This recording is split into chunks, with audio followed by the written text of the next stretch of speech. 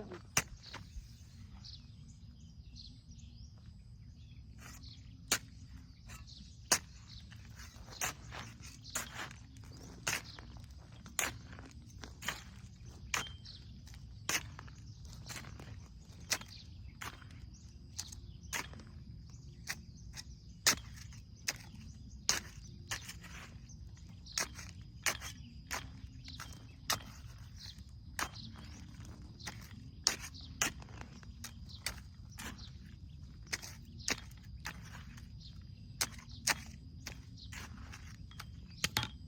สบายจ้าสวัสดีพี่น้องสวัสดีทุกคนนะครับสวัสดี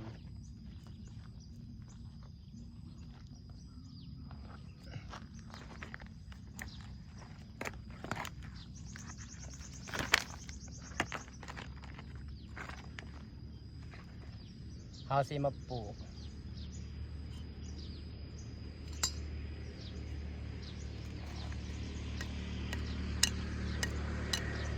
ต้นเฟื่องฟ้าเป็นตะซีเขาเรียกอะไรดอกเฟื่องฟ้าเหรอสีมะปลูกเหตุผลที่มะปลูกนี่ก็คือสีเห็ดให้มันเป็นอุโมงค์เศษเห็ดเป็นอุโมงค์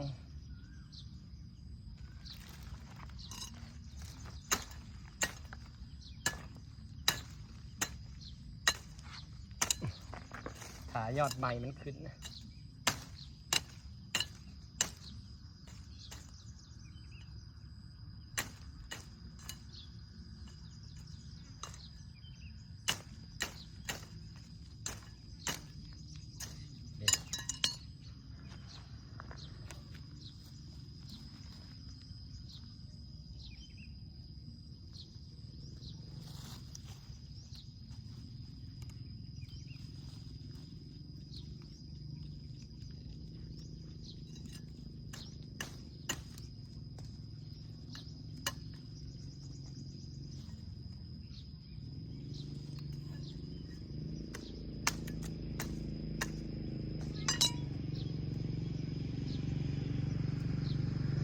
เรื่องของเรื่องคือสิบำรุงมันขึ้นใหม่พี่น้องปลูกแล้วก็สิบำรุงให้มันขึ้นใหม่ปลูกมันขึ้นใหม่แล้วก็เสร็จเป็นอุโมงค์เลยค่ะเป็นประตูอุโมงค์ว่าต้นนี้มันแต่งบิดไปตามลวดได้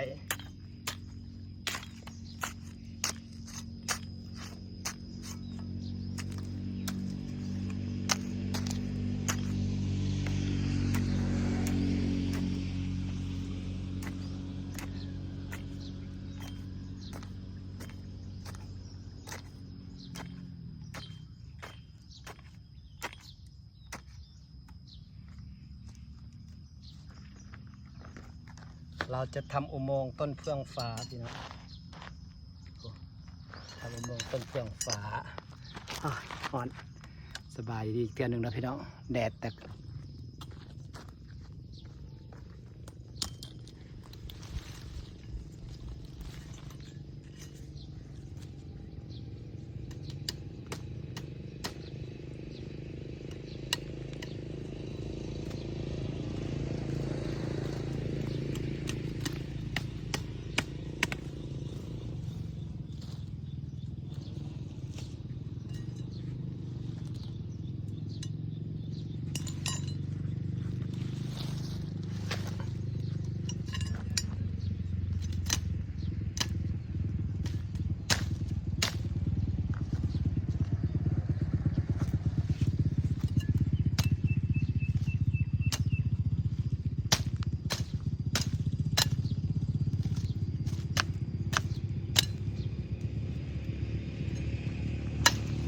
เป็นต้นไม้ที่ปลูกง่ายใหญ่ไว้ดีพี่น้องตัวนี้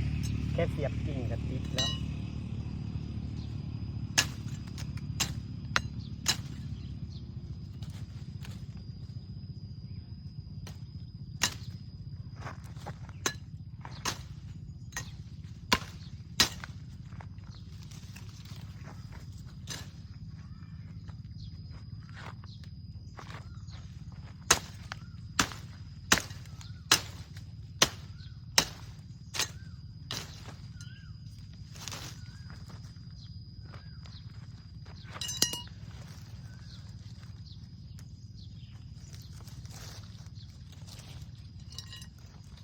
เดี๋ยวจะเขาจังตัดเขาสิตัดให้มันขึ้นใหม่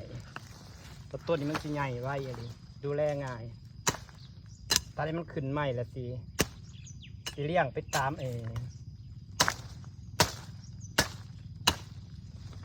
เลี้ยงไปตามลวดเลย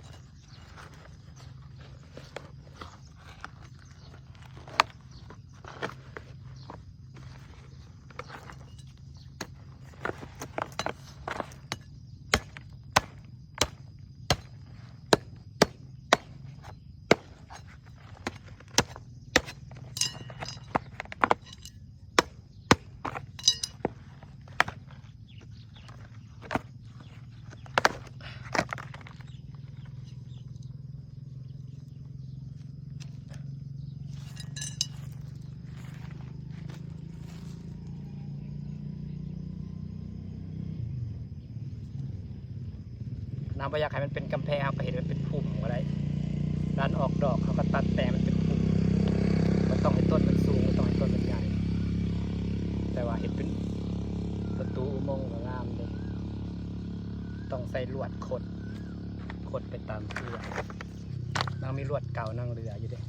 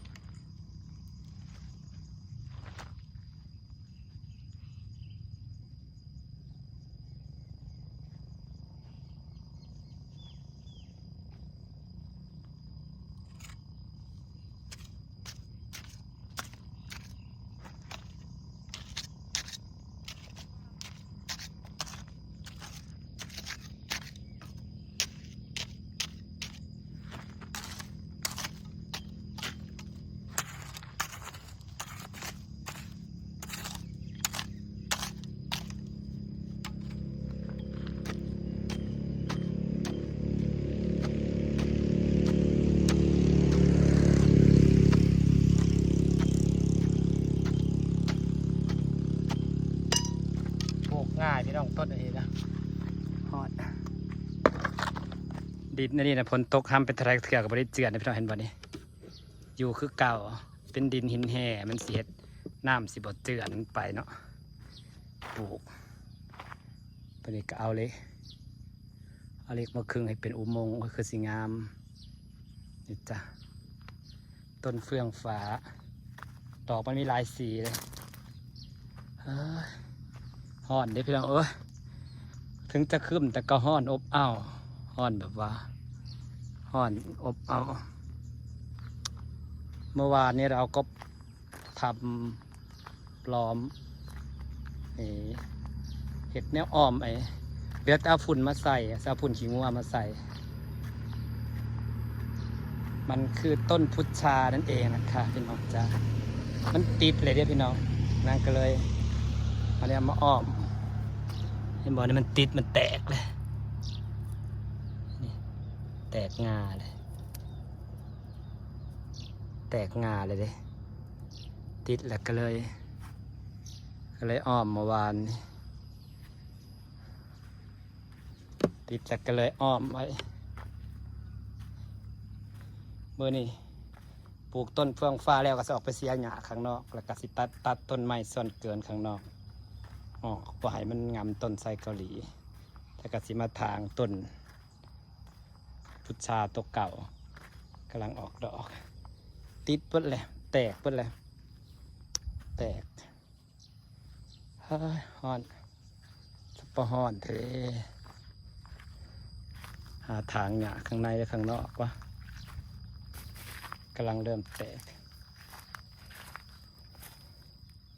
ต้นมะพร้าวก็กำลังเริ่มไหน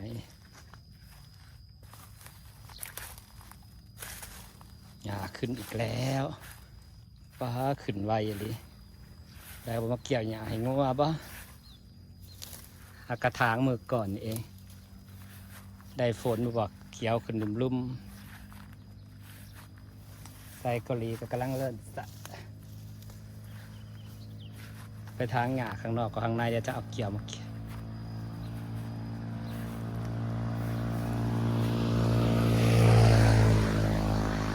แต่กิ่งไห้ก็ดีใจแล้วต้นไม้แต่ละต้นแต่กิ่งไห้ก็ดีใจแล้วส่วนไทรเกาหลีก็จะถ่วมรั่วแล้วเขียวขักขนาดนี้เลยแตกงาไห้ก็ดีใจแล้วเธอแตกงาให้ฉันก็ดีใจแล้ว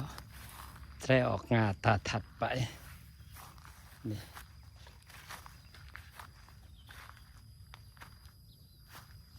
ไทรเกาหลีกำลังเริ่มแตกจังหน่อยนี่กะสิ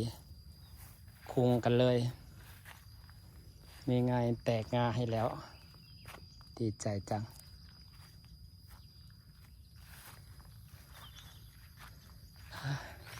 ขออนุญาตไปทางหญ้าก็ได้พี่น้องจ่าสิฝากบรรยากาศไว้สักนี่แหละ